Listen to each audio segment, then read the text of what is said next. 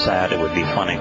But the U.S. government is accusing Toyota and fined Toyota $1.2 billion because they claim that Toyota wasn't forthcoming with complete and accurate information when it had the runaway scandal back a few years where the cars, very small percentage of the cars, tiny fraction of 1%, accelerated, and for no apparent reason. And they claim that Toyota wasn't completely forthright in their press releases, and therefore they were fined $1.2 billion. And yet, at the same time, the U.S. government has releases Obamacare, and has lied about everything, including that you'll be able to keep your existing coverage if you want it, about the very title of the bill, called an Affordable Care Act, when it's unaffordable by both government standards and private standards, where most people's cost of maintaining some semblance of individual health care, the premiums went up threefold, and the deductible went up 5 or 6 times. And then they bring all of this malfeasance out on a website that they spent $700 billion building that doesn't work, and then lied about it all the way along. Now, how does a government that does that charge another company for not being immediately forthright with accurate information? It's just stunning that our government will take this high moral ground when it has none. You know, it's almost the most depraved organization on the planet today, and yet it'll fine others for not acting in a perfectly moral way. Returning to Hezekiah and Jerusalem, besieged by 185,000 Assyrians. After reading the Torah, God's instructions, the first thing that Hezekiah did is he destroyed all aspects of religiosity. Wiped them out. He recognized that the initial requirement to participate in the covenant and therefore receive the benefits of protection that Yahowah was offering, salvation, if you will, is to walk away from religion. And he had a country that was extraordinarily religious.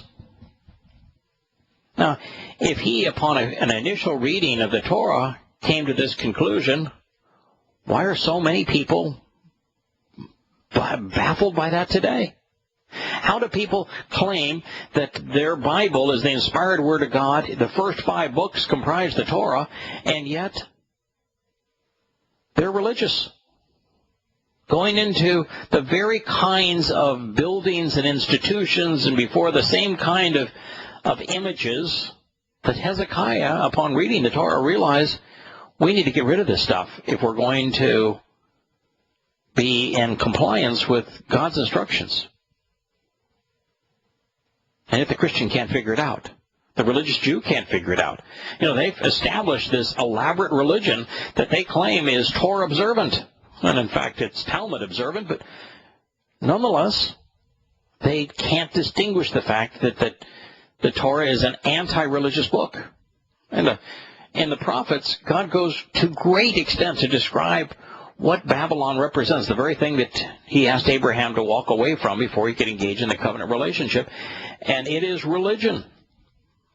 Fundamentally, secondarily, politics, which is often inseparable from religion, and militarism. Again, patriotism, politics, religion are all wrapped up together, as we heard in the commercial during the previous break. And so, upon reading the Torah, Hezekiah figured it out. It's not hard. We can all do it. God is opposed to religion. God is opposed to us relying on any institution, any human construct for our salvation. If we wish to do so, that's our choice, but he's not going to protect us if we do. And so Hezekiah immediately removed all vestiges of religion from what was left of Yisrael, which was just now Yahowah. And for the most part, just Jerusalem, the one city. And then he said, all right, God, the next thing I need to do is that you've designed this so that the Levites, the Lowy, can help the people participate in Passover, unyeasted bread, and first fruits, which is coming up. And it's and I can't even find any of these guys, and they're off being religious, so they're of no help. I need to get them up to speed with your instructions in the Torah so they help the people make the connection between the meal and the timing and the occasion and the history, so they understand the purpose of Pesach, Matzah, and Bakorim. Doing it without understanding why is meaningless. And he says, so he went to Yahowah and said, hey, I know that it's coming up, but there's no way I'm going to get rid of all the religious artifacts and get the people trained and to instill some knowledge so there's some understanding so we're doing this for the right reasons.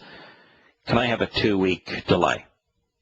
And the most interesting part of that story is that for those who are most interested as to when they are to observe the Mikra, and very few people, by the way, are, probably 1 in 1,000 people worldwide are concerned as to when they should celebrate Passover, unyeasted bread, and first fruits. But of those 1,000, 1 in 1,000 who are interested in doing it, which is a good thing, they're far more interested in when to do it than they are why they're doing it. Hezekiah made this point with Yahowah, that he figured it out, that the when, while important, is not nearly as important as understanding why, what the benefits are, what God is offering us through these days, which provide the benefits of the covenant.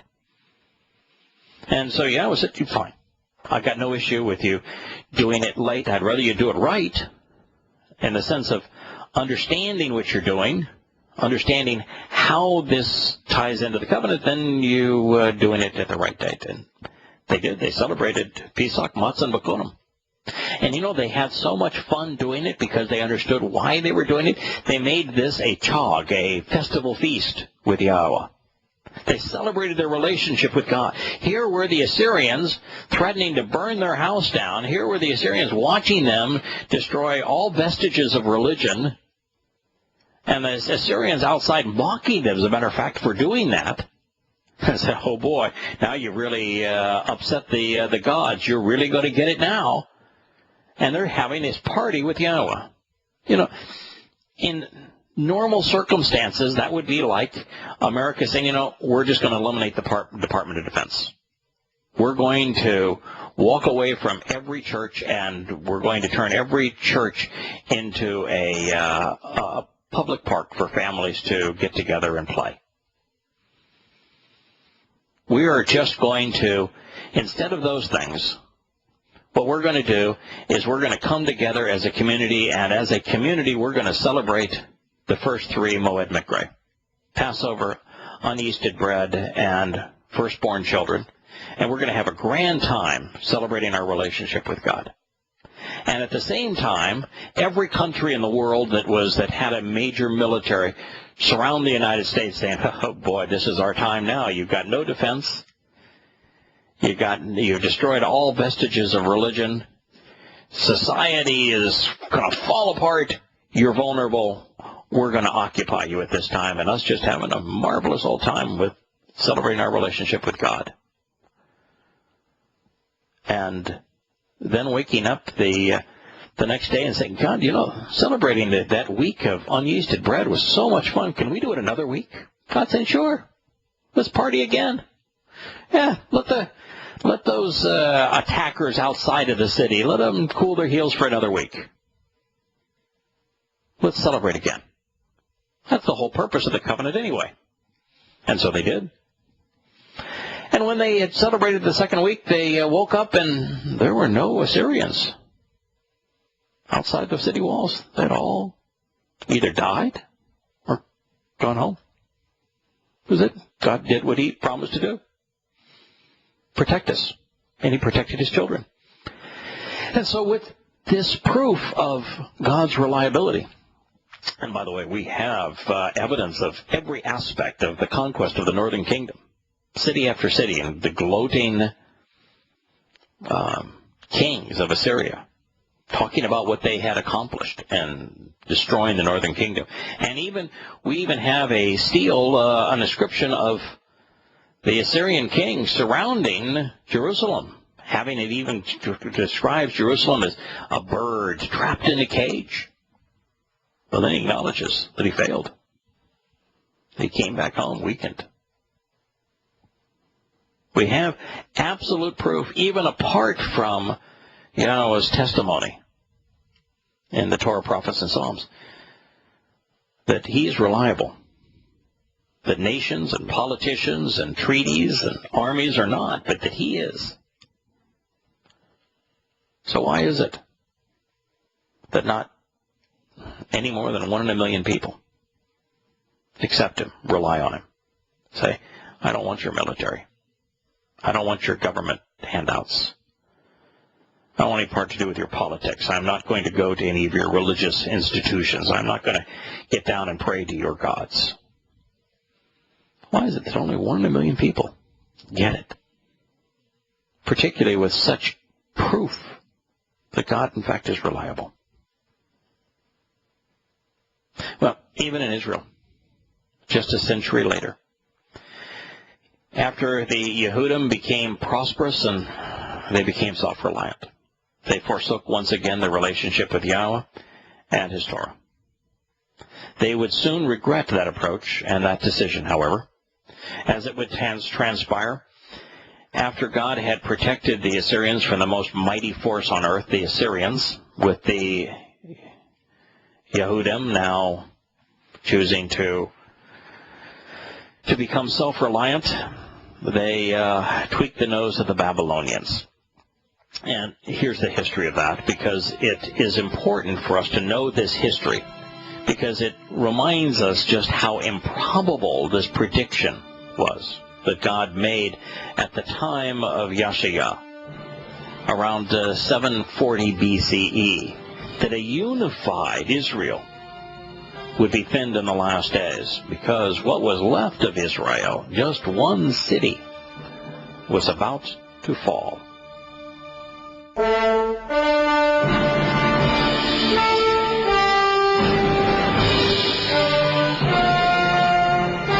As it would transpire, and we're considering the events that Yahshua was about to witness, and we're doing so because of the improbability of this prediction. It's one thing for God to tell us that the sun's going to come up tomorrow. Well, not much of a prediction. The sun's going to come up tomorrow.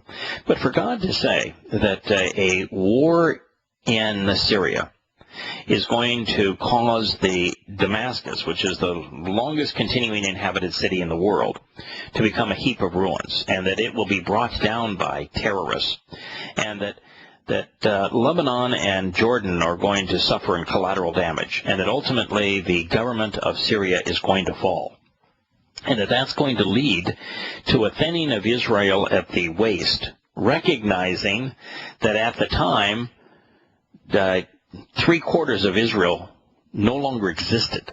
The people had been hauled away into captivity, completely destroyed by the Assyrians, and that the Assyrians were surrounding Jerusalem, ready to take the final city, which would be an end to Israel. And that while God's saved them from that Assyrian assault, then came the Babylonians. And that was at the time of this writing. And they were the world superpower. And so you get to a prophecy that's not only detailed, but that has aspects of it that don't even seem remotely feasible under these conditions. And that's yet the nature of the prophecy. That this country that was about to lose its last vestige of hope, its last city, would in fact become a united country again, and that following a war in Syria, it was a country that could be leaned so that after becoming viable again would become unviable. Now, that's really a lot of specificity. So it's worth our consideration to understand just how improbable that was by recognizing that the Babylonians came to overrun the Assyrian capital, which was Nineveh, in 612 BCE. So that put the Assyrians on the run. So now the Assyrians weren't much of a threat, as we will look through this history of Israel, but guess who became a threat? Babylon. The Assyrians moved their capital to Haran, closer to Yahowah, but by 610 BCE, it too was captured by the Babylonians. The Assyrians were on the run. So the Assyrian king, Ashur-abelet II, moved to Carchemish, which was on the Euphrates River, and he waited for the Egyptian army to come to his rescue. Well, Pharaoh, this would be Pharaoh Necho II, he was delayed at a place that you may have heard of before, Megiddo. You know, we've heard of Armageddon. Well, Armageddon is a transliteration of Har Megiddo. Har means mountain or mountainous in Hebrew, and Megiddo is the place of rendezvous. It is the open fields below Jerusalem, northwest of the capital. And so Pharaoh's troops were northwest of the town of Jerusalem, and they were held up by Yosha, who was Josiah, the king of Yahowah. And so while Yosha was killed and his army was defeated by the Egyptian pharaoh, the pharaoh's army arrived later than expected, and the combined Egyptian and Assyrian forces failed in their siege of Haran.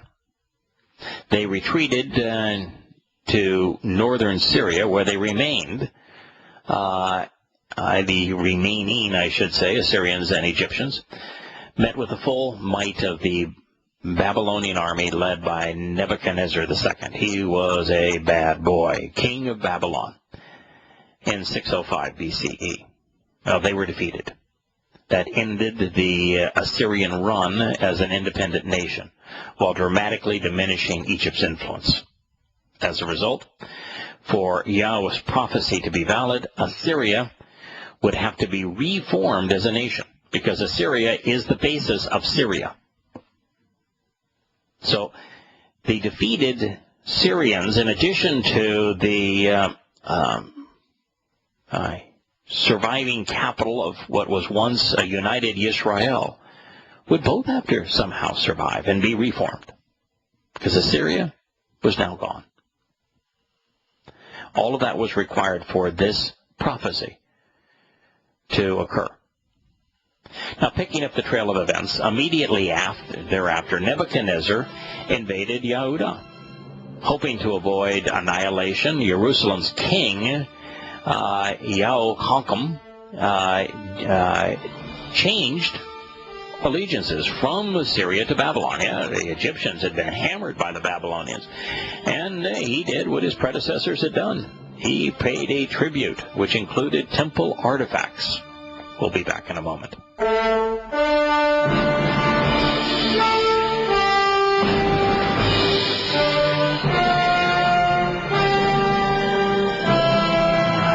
So no longer considering the Torah, which is pretty amazing in that there was not a great deal of time that transpired between the lessons that Hezekiah learned by turning to Yahowah and celebrating the Mikra and not being religious, not relying on political and military solutions, not relying on diplomatic solutions, but instead relying exclusively on Yahowah. Not a lot of time had transpired. But now the new king of Yahowah in Jerusalem, he went right back to bad behavior. He not only paid a tribute to the Babylonians, he made much of a tribute out of giving the Babylonians temple artifacts. He even gave the Babylonians members of the royal family taken as hostages. Yet 4 years later, in 601 BCE, Nebuchadnezzar returned, and this time he was rebuffed in his attempt to invade Egypt. Now, he didn't return for Jerusalem. Jerusalem was paying him his tribute. But when he tried to eliminate Egypt as he had eliminated Assyria, he failed. So trying to capitalize on the swing of fortunes, Yahudah's king withheld his Babylonian tribute and allied once again with Egypt. So Nebuchadnezzar wasn't in the best of moods. And just for fun, he laid siege to Jerusalem in 597 BCE. He pillaged the city and the temple. He took the nation's new king, who is now an 18-year-old, Yahowah, prisoner, along with the preponderance of the population. He even took the entire king's court, all of the prominent citizens, all of the craftsmen. Yakitzel, Ezekiel, and Daniel, were among those hauled off into Babylonian slavery. Only the most impoverished Yehudim were spared. As we know, a remnant would eventually return, but they would be conquered by the Greeks. Then came the Romans. In their second assault on Yehudah, 3 merciless Roman legions razed the city of Jerusalem. They salted the earth. They renamed the place after the historical enemy of Yehudah and Israel, Philistina. They crucified, literally crucified, tens of thousands of people. And they hauled the surviving population off into Europe as slaves. Then over the centuries, a succession of Christian and Muslim powers laid claim to the Promised Land, ransacked it, and now so impoverished it would barely support a fledgling number of nomads.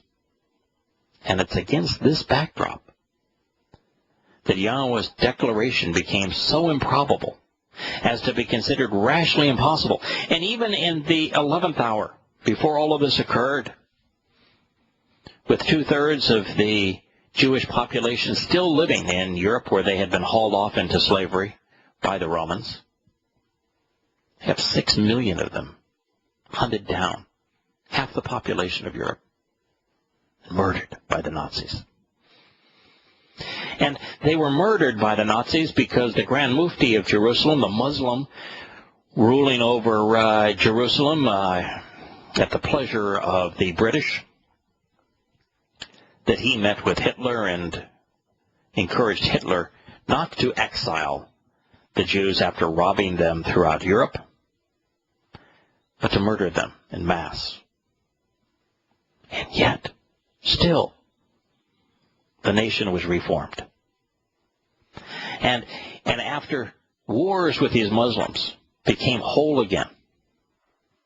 So that this prophecy, following the war in Syria, could materialize where the nation was shrunk at the waist, where most of its people lived, where it became the most vulnerable. It's an extraordinary prediction. And it's being fulfilled right before our very eyes. Most recently, the United States, under the Bush administration, compelled Israel to give Gaza to the Muslims. It was a bad move, one which turned a buffer zone into a breeding ground for jihadists and a staging area for rocket launchers. Not to be outdone, the Obama administration began coercing Israel into abandoning the West Bank and Golan Heights, in spite of the fact the Iranians were sending missiles to Hamas. This so-called roadmap to peace is the same plan that the Iraqi study group proposed. When, you may recall, there was a civil war that emerged in Iraq in the middle of the United States occupation, where Sunnis began an uprising against their Shiite overlords that America had empowered after deposing of Saddam Hussein. And so America was looking for a way to, how do we resolve this civil war that we have created in Iraq? And the Iraqi study group, American politicians and generals, academicians, came up with a brilliant idea that since Muslims universally want to kill every Jew and conquer Israel, if we just give Israel to them, if we make Israel so vulnerable that they get their wish and that they turn their attentions against Israel, that'll simmer down this civil war between Sunni and Shia in Iraq. That was their plan. That's what they published.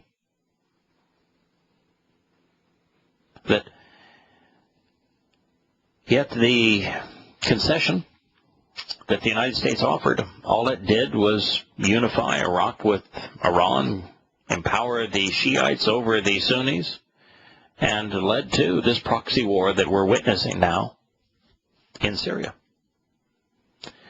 And now as we witness the warring factions in Syria, we recognize that it's going to lead to the same conclusion, that the way to resolve the problem is to capitulate on Israel. When the jihadists have destroyed Damascus, when they brought down the government of Syria, the very jihadists that America has armed, when they've accomplished their mission, they're not going to lay down their weapons. It's going to be just like what happened in Afghanistan after America spent $5 billion arming al-Qaeda and the Taliban to fight a proxy war against the Soviet-backed government. When they had prevailed, they didn't lay down their weapons. They didn't cease being Islamic terrorists. They simply went back home and imposed savage acts of terrorism in Europe, in Africa, and in the United States, even in South America. So the Syrian jihad is much more massive in its scope than was the Afghani jihad. And so the United States and other countries will seek to appease these jihadists after they savage countries around the world, and it's easy to see what they're going to do. They're going to compel Israel to give up the West Bank, making the country ever more vulnerable. And buoyed by this concession to terrorism, the Muslims will terrorize Israel. The Islamic conquest of the Promised Land is ultimately presented as the Magog War throughout the prophets. God says that 1 out of every 4 people alive on earth at this time will die in the first phase. That's mostly Muslims. That's the Middle Eastern phase of the Magog War. But then the storm, a world war, one prompted by the United States, is going to go nuclear. And a third of those who remain will succumb before the dust settles. All a result of America's concession to Islamic terrorism, to the single deadliest and destructive blunder in human history. All presented right before our eyes. And this prophecy not only tells us what's going to happen and when it's going to happen, but who's going to do it? The United States of America. It's not as if God and history didn't provide us with a warning. The rebuke of America in the context of this prophecy commences with a woe in Yeshua 18:1. The recent history screams, no, don't follow the example of Neville Chamberlain. When England gave the Nazis the high ground of Czechoslovakia, that Land for Peace initiative, that roadmap to peace, became the catalyst for the Second World War. This will be the catalyst for the third. Now, so we're not taken by surprise, so that no one is left behind without a fair warning, we are told that the narrowing of Israel occurs in conjunction with a harvest of standing grain, a reaping of first fruits, and specifically a gleaning, which is a smaller secondary harvest, even a harvest of olives, which are associated with souls who benefit from the enlightenment of Yahowah's set-apart spirit. So as Israel is then becomes vulnerable, there is a harvest. And what we're going to find is this harvest includes both Goyim and Yehudim. Those genetically descendants of the covenant, as descendants naturally born to Abraham, Ishak, and Jacob, and to those who are separated but who have chosen to be adopted into God's family. And this harvest is at the same time as the severing of Israel. God doesn't want his children to endure the tribulation, the onslaught of terrorism, of world war, that's all going to transpire as a result of this concession to the most deadly religion man has ever conceived. And so for the next 4 or 5 statements from Yahowah, he's going to focus on this harvest, on this reaping. Christians will call it the rapture. That's Paul's term. Paul was wrong.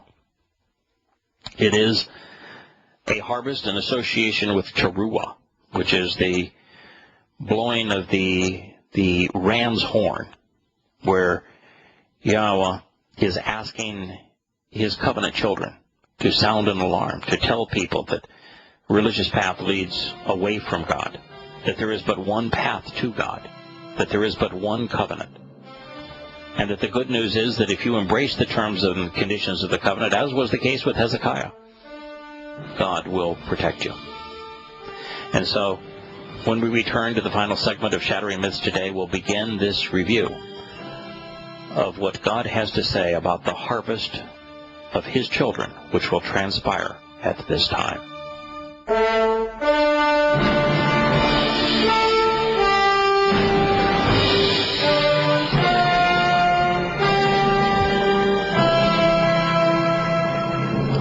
This is a rather amazing revelation. There are many of those who have become aware that Yahowah's testimony is exclusive to the Torah, prophets, and Psalms, that have claimed that there is no such thing as a rapture. Now, they'd be right, and the term rapture is from Paul, and he was wrong. It was a false prophecy. But they'll say there's no harvest of saved souls that's described. Now, they won't give you a reason then for Teruah as the 5th of 7 Mikre, because each of them have a specific purpose. They won't even acknowledge that it's going to occur on this day of harvest. And what they'll say is that there's no mention of such a thing in the Torah, prophets, and Psalms. And yet, my friends, God spends a lot of time talking about this particular harvest of saved souls in his Torah and prophets. In this particular case, in the most profound of prophets, Yahshua.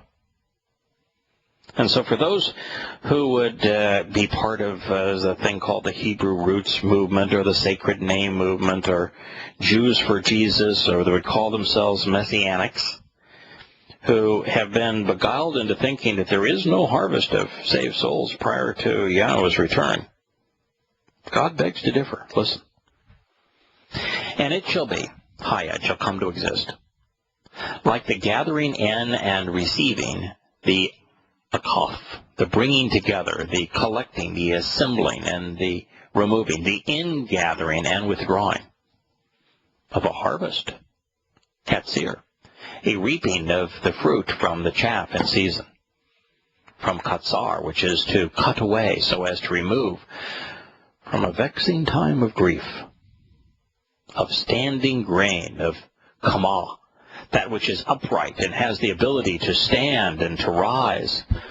Kumah is from kum, which means to affirm, to validate, to establish those who are standing and upright, so that they might rise. And with his sacrificial lamb, Zoroah, his strong arm and power, his might, his ability to shoulder burdens, collecting and harvesting the first fruits. Collecting and harvesting is from katsir again. And first fruits is from shibolim, the head of the grain. And it shall be as a gleaning, a lakat, a gathering up, which speaks of a secondary and smaller harvest of ears of grain in the valley of Raphaim. Raphaim speaks of the souls of the deceased from Rapha, that which deflects, that which could have been healed had they gone to a physician, that which could have been restored to health, but is otherwise impaired.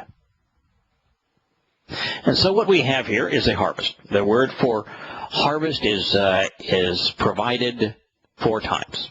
A gathering in and a receiving, a bringing together and removing, a withdrawing and ingathering from a kaf. Twice katsir, a harvest, a reaping. And we have katsir in the second statement. We have first fruits, which are the crop being harvested. First fruits is, remember, the third of the 7 mikra is first fruits. And then we have the term gleaning, a lakat. It's a gathering up. It's a smaller secondary harvest. And this, we have the ears of the grain, the shibolim, mentioned a second time. It's a harvest, folks. A secondary harvest. Why? Because the primary harvest of saved souls occurs on Bokurim, something that we're going to be celebrating here in about a month's time. Because Pesach, which provides immortality, is part of unleavened bread, unyeasted bread, which provides our salvation, our perfection in God's presence, leading to us becoming the firstborn children, the Bokurim, the first fruits. This then is a secondary harvest. God is now taking those who have benefited from His covenant, those who have answered His invitation to meet with Him on Pesach, Matzah, Bokurim, and Shavuot, and He's going to bring them home.